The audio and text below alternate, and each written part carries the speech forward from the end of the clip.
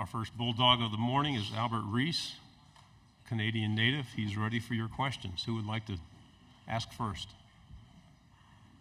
We'll go here on the left side, third row. Tyler Shaw with KBTX and College Station. What's it been like so far, the transition with Jeff Levy, and just kind of, what's it like playing under him? It's been as good as it can be, just new offense. Everybody's really adapted quite well. We'll go here in the aisle. Oop. Hang on, give me a second.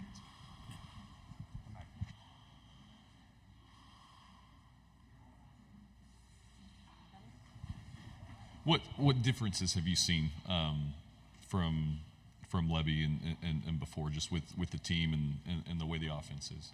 Just how detailed everything is. Like, he really emphasizes, the devil's in the details, and just the smallest things that you wouldn't think play a big role in success play a huge role in being successful. We'll go on the back. Dan Peck, ESPN 106.7 in Auburn. Biggest, the similarities and the differences between living in Alberta and living in Starkville, Mississippi? It's got to be the weather's the biggest one you could imagine. It's got a lot of snow up there, frigid temperatures, like minus 40, 50 sometimes. And the food. I would say the food is definitely better here. On the aisle. Yeah, Evan Kamiko, Pig Trail Nation. What's it been like working with Cody Kennedy, the new offensive line coach? It's been great. I mean, everybody on the O-line likes him, respects him, and it's been great being under his leadership and learning some of his techniques. We'll go on the front row. Michael Cobble from Baton Rouge. Is that like a sweater, a jacket? We got like a varsity feel to it. What is it? Is it a sweater or a jacket? I can't. Oh, it's a little bit of both. It's kind of like a stretchier jacket. It's real comfortable. Is Adidas make it? Is that the stretch? Yeah. Okay. Yeah. Tell me a little bit about your quarterback. He's going to be here today. Obviously, we're getting to know him a little bit more. What have you seen in him as far as like giving you confidence this season going forward?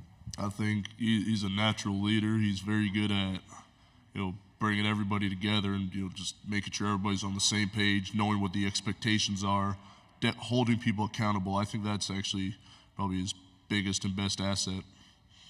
On the back row. What does it mean to be representing the Mississippi State offensive line, to be the selection at SEC Media Days, to represent the team? It's a huge honor to be able to represent my program, my offensive line, so I'm very blessed to be here. Right side. Talk a little bit about the clinging of the cowbells and getting acclimated to that. I don't know how many cowbells you heard prior to coming to Mississippi State as well, but getting acclimated to that. And does it distract you, or do you love it as a Mississippi State guy yourself? As a freshman, it was very intimidating for even me as a part of the team, but I love it now. So it's just awesome. We'll go on the front row here with AP. Good morning. Good morning. AP Stedham, AP and Kelly, as we see at syndicated radio. Albert, what intrigued you about playing football, being from Canada, and how much did you play in Canada? I know you played high school ball in Florida as well. How much I played in Canada? Yeah. What differences? Oh, the differences. No snow games down here. Had a good amount of those. That's the biggest thing. A lot more people go to American games, like playing. You talk about playing high school football up there to down here. A lot more attendance down in the States than up there. On the front row. Eric Bailey with the Tulsa World.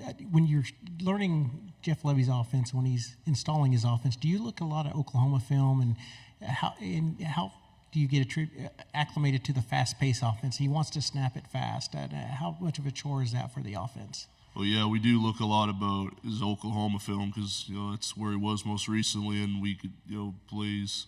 It's a good way to learn our plays. But the tempo, that it's going to be a great asset for us going into the year because we're going to be able to tire opposing teams out and use that to our advantage and make our jobs easier and more effective. Left side, third row. Well, what's been your favorite thing about playing for Mississippi State? I really like our fan base. I really love how blue collar and toughness orientated the program is. Right side, second row. What have you seen from Cameron Bell and Justin Bell coming in, both as tight ends and as brothers? Well, seen two very tall tight ends, good duo to have, but they work hard. They're adapting to the offense well. It's great to have those guys on our team. Back row on the left. Working this off season predominantly with the first team has been a little bit different for you, I imagine, from the first couple of years of your Mississippi State career. What's been different about that, preparing for a season where it looks like you're going to be on the field a whole lot? Well, I feel like I have a bigger role on the team, of course. I feel definitely obligated to step up and be a bigger leader. That's the main thing. Go on the third row here. What do you remember from previous games against Texas A&M, and how much are you looking forward to hosting them again this year? Definitely looking forward to playing them again, get some revenge, and looking forward to a big game. We'll go on the front row here. I've been asking some of the players that play in rivalry games this question with OU and Texas coming into the league. Can you tell me about just how big the Egg Bowl is, what it means to Mississippi State players playing in that game? Oh, it means the world. I mean, I obviously didn't grow up in Mississippi, so I don't have the history behind the Egg Bowl like some of my other teammates do. But I'll tell you right now, it doesn't matter if I'm a foreigner. It's just as exciting to me as it is everybody else. On the left side. Hi, WAFF 48. I'm Camder. I'm just wondering, you guys aren't traveling to Alabama, the state of Alabama this year, but if you had to choose between Jordan Hare or Bryant Denny, which one would you say is more difficult to play in the atmosphere? Probably Jordan Hare, because they have a great fan base. I mean, they're notorious for being great fans as well, so probably Jordan Hare. One final question about the Egg Bowl. Do you hear it more from current students, or do you hear it from their parents and older alumni? Sorry, what do you mean? Do you hear it more from the current students, the importance of the game, or do you hear it from the alumni or the older people? Probably alumni and older people. They've been around longer. Hey, thank you very much. Good job. Good luck this year. Thank you. Hail State.